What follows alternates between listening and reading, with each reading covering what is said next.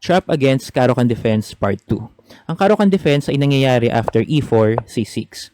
Then I usually play the two knights variation, knight to c3, d5, knight to f3.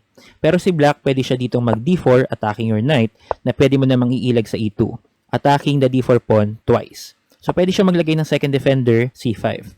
Pero maglalagay tayo ng third attacker c3, kung saan pwede siyang mag d3. At yung d3 yung kinover natin sa previous video.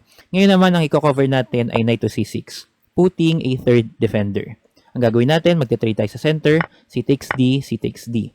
Then we will play queen a4, pinning the knight to the king at pressuring d4 pawn. So dito pwede siya mag-bishop d7, breaking the pin, kaya lang notice na hindi na nababantayan ng kanyang queen, yung kanyang pawn sa center. So we will play knight e takes d4, at after niya mag-take back, knight takes d4, seemingly attacking everything, we will just take the knight with our queen, and we are doing good. We are up a center pawn early in the opening.